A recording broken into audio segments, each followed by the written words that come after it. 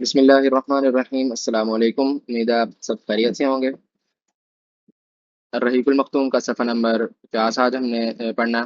50 میں ہم رکو صحیح انقلاب کا واقعہ چل رہا ہے۔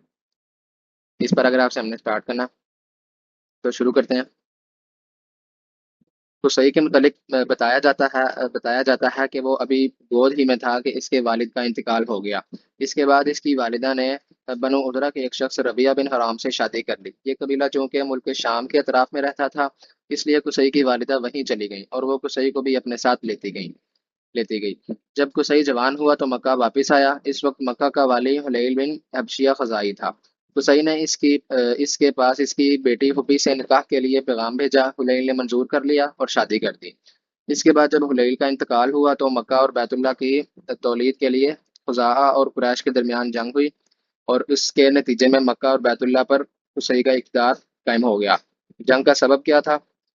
اس بارے میں تین بیانات ملتے ہیں۔ ایک یہ کہ جب قصی کی اولاد خوب پھل پھول گئی، اس کے پاس دولت کی بھی فراوانی ہو گئی اور اس کا وقار بھی بڑھ گیا، اور ادھر حلیل کا انتقال ہو گیا، تو قصی نے محسوس کیا کہ اب بنو خزاعہ اور بنو بکر کے بجائے میں کعبہ کی تولیت اور مکہ کی حکومت کا کہیں زیادہ حقدار ہوں۔ اسے یہ احساس بھی تھا کہ قریش خالص اسماعیلی عرب ہیں، اور بقیہ آل اسماعیل کے سردار بھی ہیں، لہذا سربراہی کے مستحق وہی ہیں۔ چنانچہ اس نے قریش اور بنو خزاعہ کے کچھ لوگوں سے گفتگو کی کہ کیوں نہ بنو خزاعہ اور بنو بکر کو مکہ سے نکال باہر کیا جائے۔ ان لوگوں نے اس کی رائے سے اتفاق کیا۔ دوسرا بیان یہ ہے کہ خزاعہ کے بقول خود حلیل نے قصی کو وصیت کی تھی کہ وہ کعبہ کی نگہداشت کرے گا اور مکہ کی باغ ڈور سنبھالے گا۔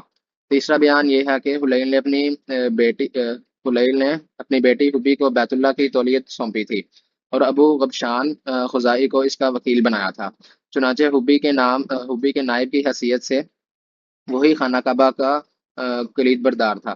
جب حلیل کا انتقال ہو گیا تو قصی نے ابو کبشان سے ایک مشت شراب کے بدلے کعبہ کی تولیت خرید لی، لیکن خزاعہ نے یہ خرید و فروخت منظور نہ کی اور قصی کو بیت اللہ سے روکنا چاہا۔ اس پر قصی نے بنو خزاعہ کو مکہ سے نکالنے کے لیے قریش اور بنو کنانہ کو جمع کیا، اور وہ قصی کی آواز پر لبئی کہتے ہوئے جمع ہو گئے۔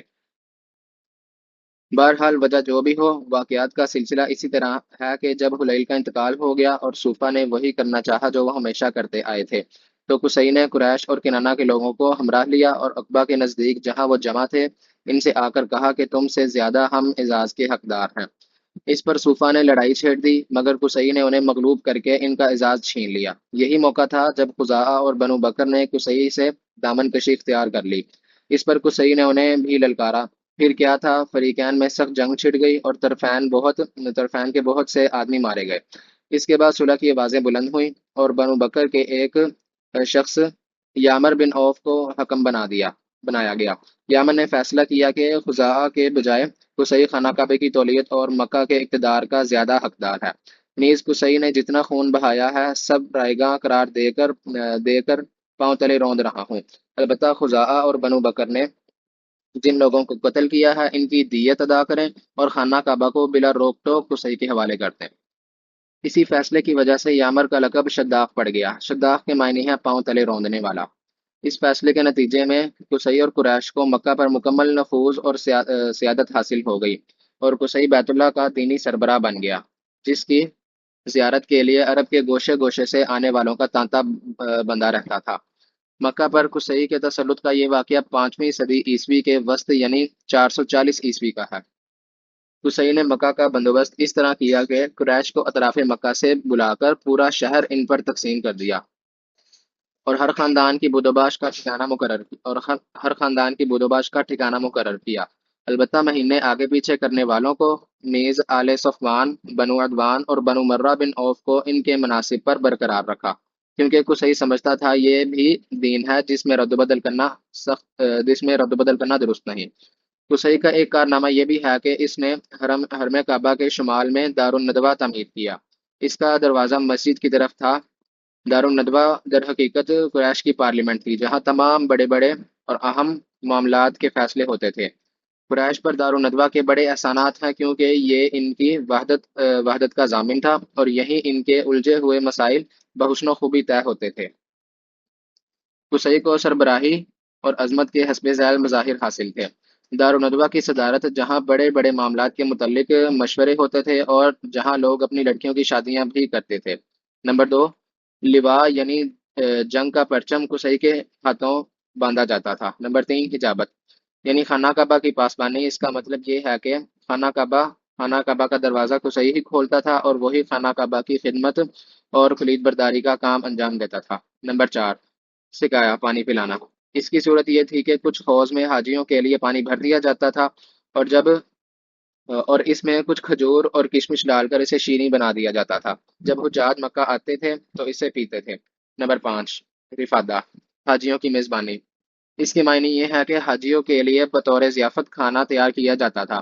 اس مقصد کے لیے قصی نے قریش پر ایک خاص رقم مقرر کر رکھی تھی جو موسم حج میں قصی کے پاس جمع کی جاتی تھی۔ قصی اس رقم سے حاجیوں کے لیے کھانا تیار کراتا تھا۔ جو لوگ تنگ دست ہوتے یا جن کے پاس توشہ نہ ہوتا وہ یہی کھانا کھاتے تھے۔ یہ سارے مناصب قصی کو حاصل تھے۔ قصی کا پہلا بیٹا عبدالدار تھا، مگر اس کے بجائے دوسرا بیٹا عبد مناف قصی کی زندگی ہی میں شرف و سیادت کے مقام پر پہنچ گیا تھا۔ اس لیے قصی نے عبدالدار سے کہا کہ یہ لوگ اگرچہ شرف و سیادت میں تم پر بازی لے جا چکے ہیں، مگر میں تمہیں ان کے ہم پلہ کر کے رہوں گا۔ چنانچہ قصی نے اپنے سارے مناصب اور اعزازات کی وصیت عبدالدار کے لیے کر دی، یعنی دارالندوہ کی ریاست، خانہ کعبہ کی حجابت، لواء، سقایت اور رفادہ، سب کچھ عبدالدار کو دے دیا۔ چونکہ کسی کام میں قصی کی مخالفت نہیں کی جاتی تھی اور نہ اس کی کوئی بات مسترد کی جاتی تھی، بلکہ اس کا ہر اقدام اس کی زندگی میں بھی اور اس کی موت کے بعد بھی واجب الاتباع دین سمجھا جاتا تھا۔ اس لیے اس کی وفات کے بعد اس کے بیٹوں نے کسی نزاع کے بغیر اس کی وصیت قائم رکھی، لیکن جب عبد مناف کی وفات ہو گئی تو اس کے بیٹوں کا ان مناصب کے سلسلے میں اپنے چچیرے بھائیوں یعنی عبدالدار کی اولاد سے جھگڑا ہوا۔ اس کے نتیجے میں قریش دو گروہوں میں بٹ گئے اور قریب تھا کہ دونوں میں جنگ ہو جاتی، مگر پھر انہوں نے صلح کی آواز بلند کی اور ان مناصب کو باہم تقسیم کر لیا۔ چنانچہ سقایت اور رفادہ کے مناصب بنو عبد مناف کو دیے گئے اور دارالندوہ کی سربراہی، لواء اور حجابت بنو عبدالدار کے ہاتھ میں رہی۔ پھر بنو عبد مناف نے اپنے حاصل شدہ مناصب کے لیے قرعہ ڈالا تو قرعہ ہاشم بن عبد مناف کے نام نکلا۔ لہذا ہاشم ہی نے اپنی زندگی بھر سکایا اور افادہ کا انتظام کیا۔ البتہ جب ہاشم کا انتقال ہو گیا تو ان کے بھائی مطلب نے ان کی جانشینی کی، مگر مطلب کے بعد ان کے بھتیجے عبد المطلب بن ہاشم نے، جو رسول اللہ صلی اللہ علیہ وآلہ وسلم کے دادا تھے، یہ منصب سنبھال لیا، اور ان کے بعد ان کی اولاد ان کی جانشین ہوئی، یہاں تک کہ جب اسلام کا دور آیا تو حضرت عباس بن عبد المطلب اس منصب پر فائز تھے۔ ان کے علاوہ کچھ اور مناصب بھی تھے جنہیں قریش نے باہم تقسیم کر رکھا تھا۔ ان مناصب اور انتظامات کے ذریعے قریش نے ایک چھوٹی سی حکومت بلکہ حکومت نما انتظامیہ قائم کر رکھی تھی، جس کے سرکاری ادارے اور تشکیلات کچھ اسی ڈھنگ کی تھیں جیسی آج کل پارلیمانی مجلسیں اور ادارے ہوا کرتے ہیں۔ ان مناصب کا خاکہ حسب ذیل ہے۔